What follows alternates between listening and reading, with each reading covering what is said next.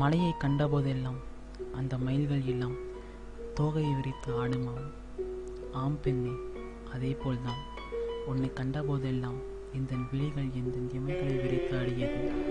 இவள்தான் என்னை அளவைக்கப் போகும் பெண் என்று தெரிந்தும் விலை உயர்ந்த பொருட்களை பார்த்துவிட்டு வாங்க முடியாத வாடிக்கையாளனானேன். தினமும் உன்னை பார்த்துவிட்டு வாங்க முடியாது என்று தெரிந்தும் உன்னிடம் பேச வார்த்தைகளை துணக்கி கூட்டிக் கொண்டு வந்தேன் பெண்ணே. பாவம், உன் அழகில் அந்த வார்த்தைகளும் தடுக்கி விழுந்தது. என்னை போல தப்பி பிழைத்த வார்த்தைகளை கூட்டிக் கொண்டு வந்தேன் உன்னிடம் பேச. நீயோ உனக்கென ஒருவன் இருக்கிறான் என்றாயே. பாவம், எந்தன் எதையும் பைத்தியக்காரனானது நீ கூறிய வார்த்தைகளை கேட்டதிலிருந்து. அதற்கு ஆறுதல் எந்தன் கண்ணீர் துளிகள் மட்டுமே.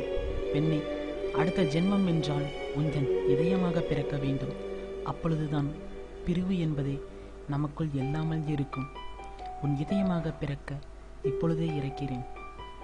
காலம் கடந்தால் என்னை விட்டு பிரிந்து விடுவாய் என்பதால்.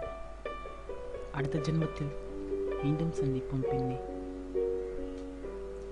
என்னை விட்டு நீ பிரியும் பொழுது எனக்காக ஒரு கவிதை.